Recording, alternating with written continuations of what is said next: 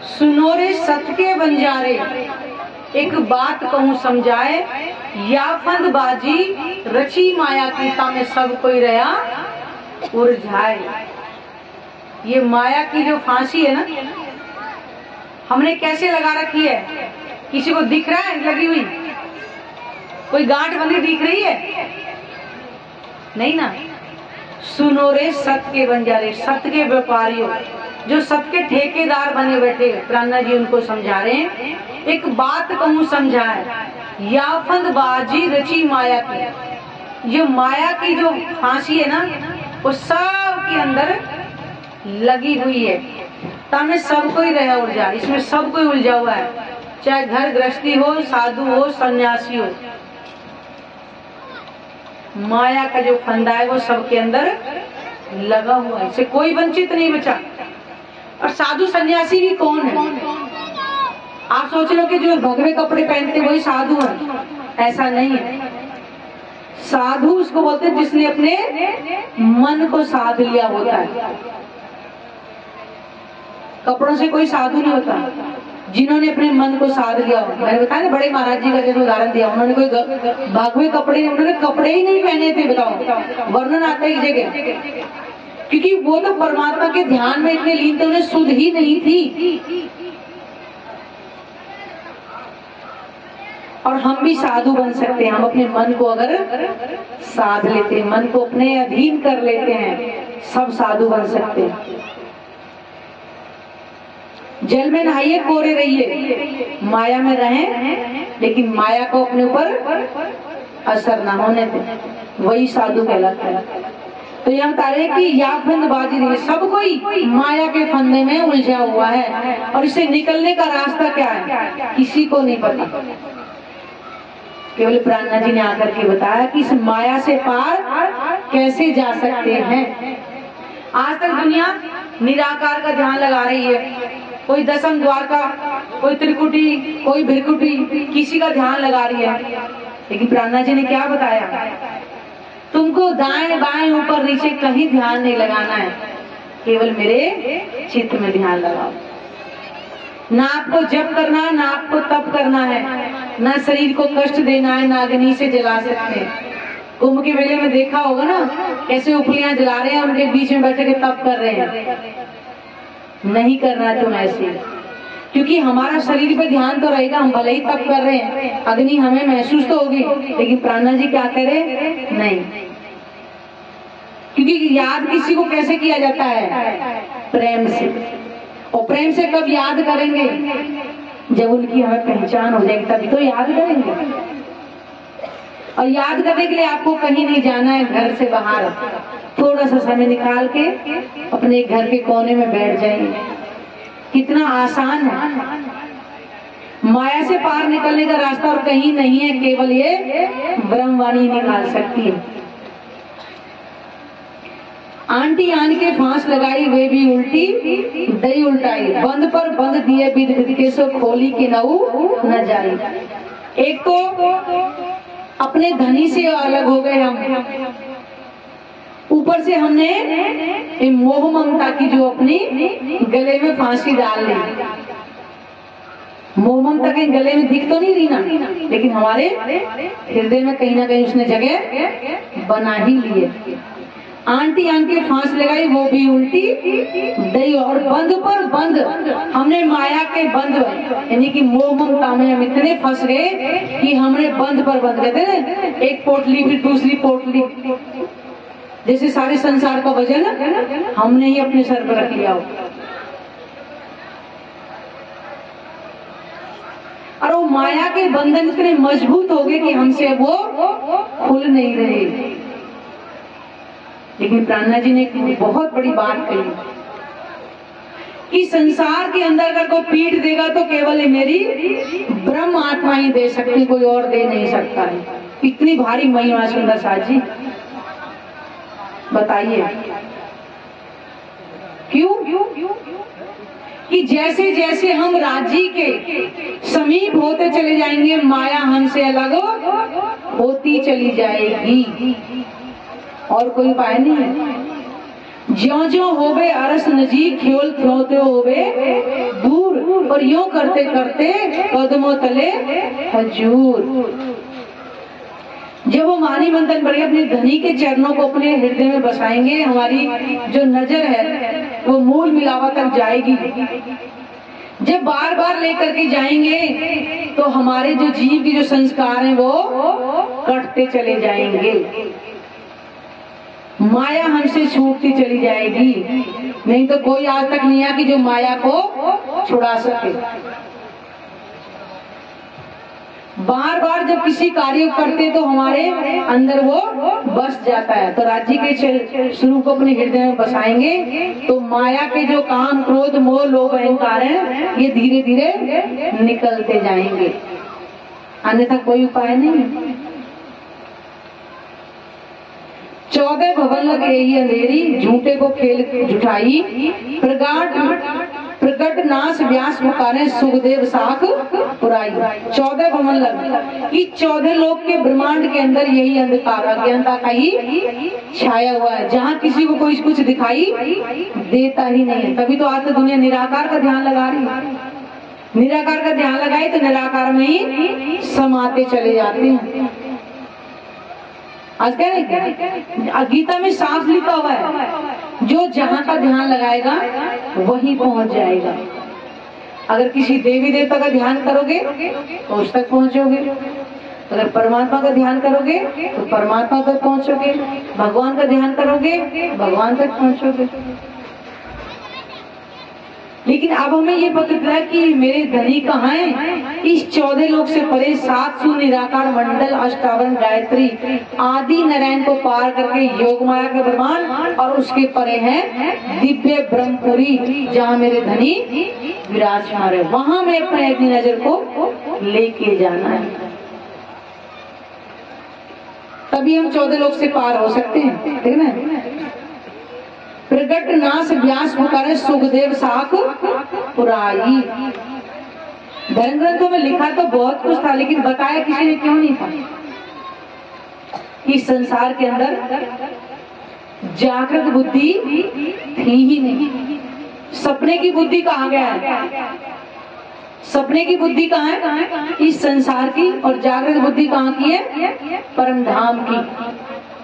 तो इस वाणी को जागृत बुद्धि का ज्ञान ही बोला है, निज बुद्धि का ज्ञान जागृत बुद्धि।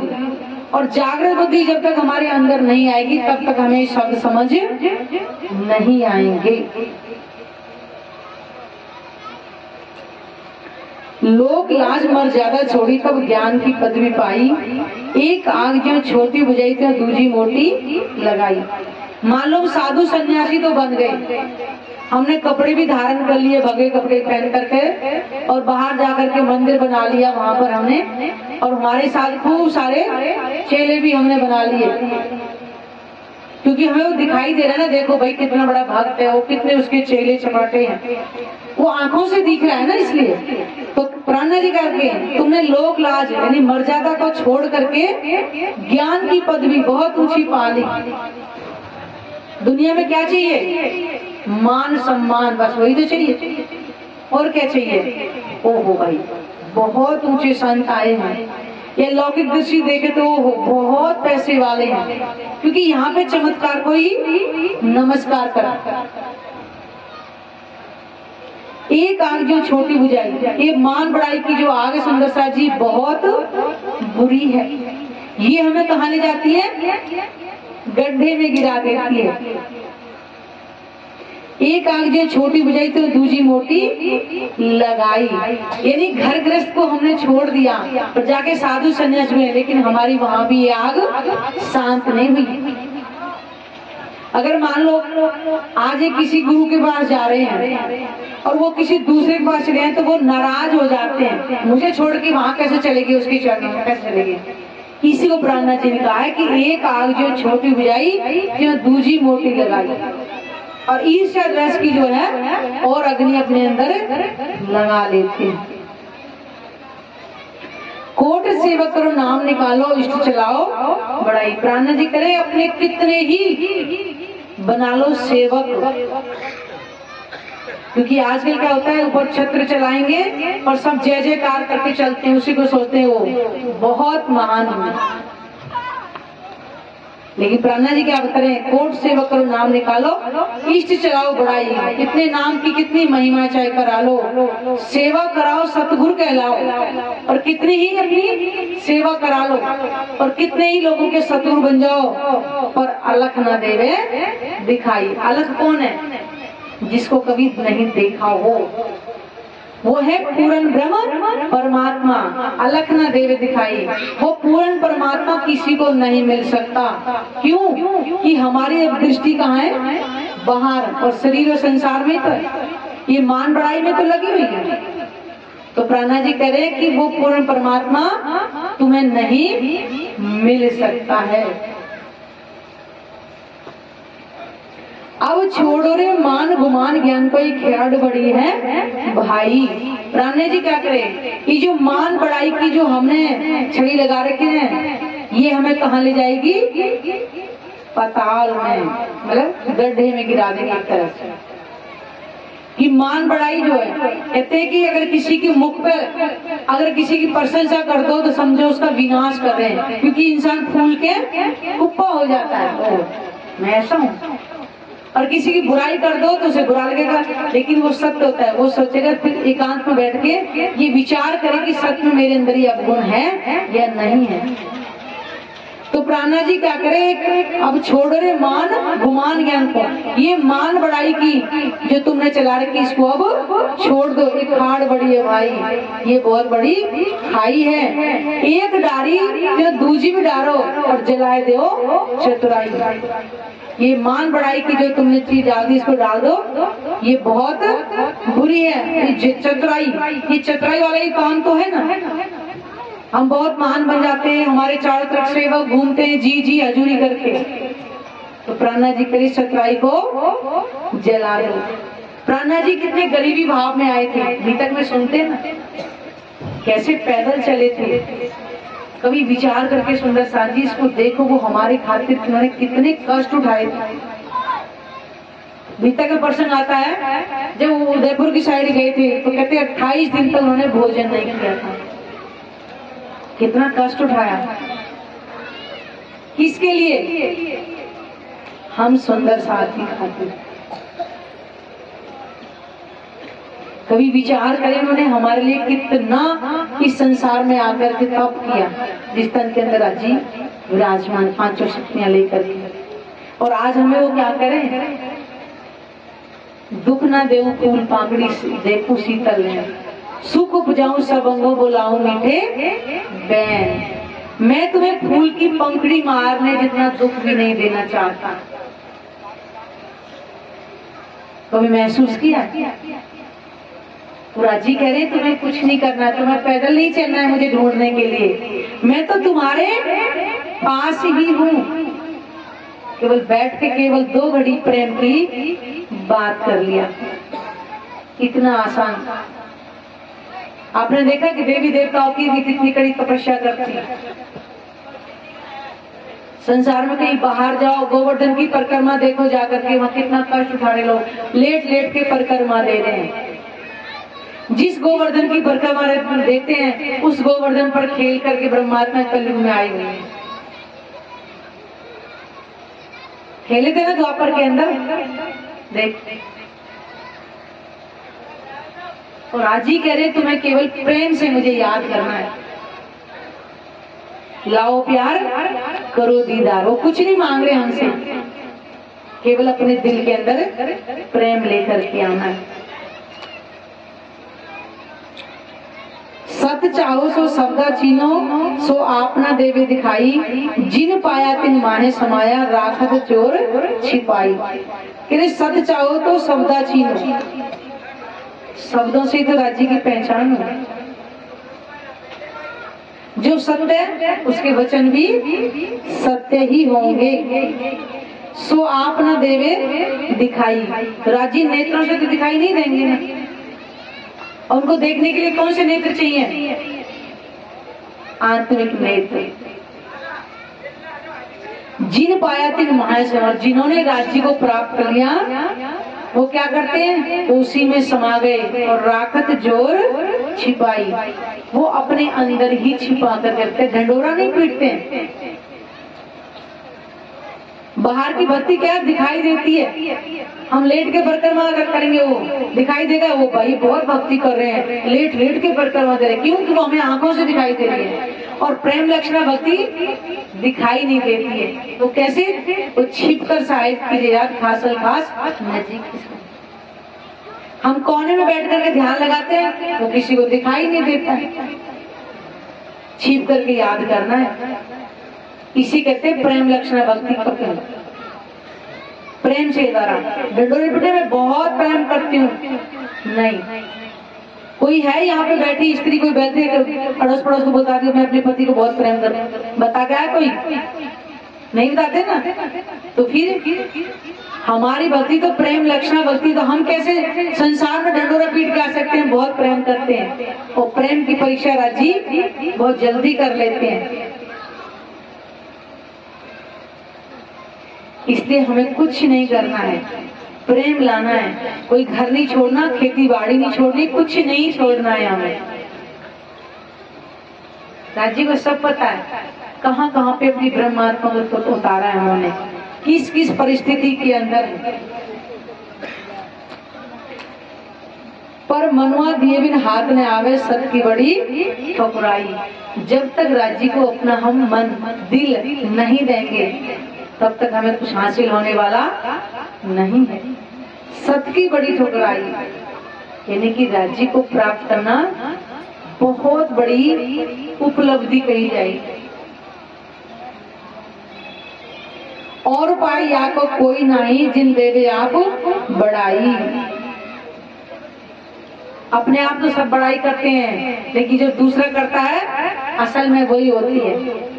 तो राजी को तो सब पता चल जाती है कि मेरी ब्रह्म आत्मा मुझे किस भाव से पुकार रही है, क्योंकि उनके पास यहाँ की तरह बुखार चेक करने वाले थर्मामीटर की आवश्यकता नहीं है। वो दिल से ही जान लेते हैं कि मुझे किस भाव से ये याद कर रही है।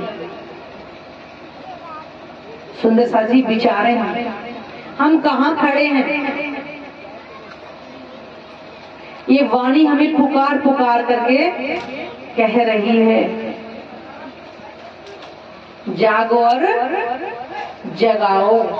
स्वयं भी जागो और सब साथ को जगाओ। जिसका हम वायदा करके एक दूसरे को आए ना, तू भूले तो मैं जगा दूं, मैं भूलूं तो तू मुझे जगा देना। सुंदर सा जी ये खाली अब कहना नहीं है, हमें वो करके दिखाना है। मोहम्मद कहे सावचेत हो। मोहम्मद इंद्रावती कह रहे हैं कि अब तुम्हें सावचेत सावधान होना है। मिला है अंकुराई, हम अपने अंकुर अपने धनी से, क्योंकि उन्हीं के साथ तो अंकुर है हमारा, उन्हीं से तो बिछड़ के आए हैं। वो अब माया में मिल गए हैं। मिला है अंकुराई, झूठी झूठे सांची पाइए, यानी झूठे सुखों को छोड़कर सत्य सुख मिले तो सतगुरु लीजिए रिझाई। सतगुरु रूप हमारे धनीत्माएं, उन्हें अब हम रिझाना है। और रिझाएंगे कैसे? जब एकांत में बैठेंगे, सिर्फ वाणी से बातें करेंगे और ध्यान के द्वारा जब परम धाम में हमारी मूल मिलावे में सुरता जाएगी, तभी इनको रिझा सकते, अन्यथा नहीं। तो करना क्या है सुंदर साहब जी? खाली सुनना है, सुन करके साल में एक बार यहाँ पे सत्संग होगा और चले जाएंगे, सुनाने वाले चले जाएंगे, सुनने वाले अपने। तो मिला क्या? जब तक अपने अंदर नहीं उतारोगे इस वाणी को। मैं आज फिर अंतिम समय के लिए वाणी को वाणी मत समझना, दिख रही है वाणी बस, क्योंकि राज्य का नूरी स्वरूप इस संसार में आ नहीं सकता है, और इसके अंदर साक्षात विराजमान है। कभी अनुभव करके देखना, तब आपके दिल में भी ये गवाही आए कि वास्तव में ये वाणी नहीं है, ये राज्य का दिल है। और जब दिल में डुबकी लगाओगे तभी मोती मिलेंगे। सागर में ऊपर ले जाए, जितनी गहराई में जाएंगे मोती मिलते चलेंगे। ऐसी जैसे इस वाणी के अंदर हम समाये हैं, वैसे हमें परम धाम के मोती मिल जाएंगे। और ये सारा मुद्दा इस तन का ही है, ना जाने कब समाप्त हो जाए। श्वास श्वास निज नाम जपो, वृथा श्वास मत होए, और ना जानो इन श्वास को आवन होए ना होए। किसी को गारंटी लिखित में कि मेरी सांस कब तक है, नहीं है ना किसी के पास में। इसलिए हमें हर दिन समय निकालना ही पड़ेगा। घर के कार्य के हमें सुबह ही याद आ जाती है, हमें खाना बनाना है, बहनों तैयारी हो, भाई लोग कहते हैं खेतों में जाना है, हल चलाना, ये करना है, सबको पता है रोजमर्रा के काम का, लेकिन कभी याद किया कि हमें अपने धनी से भी मिलना है।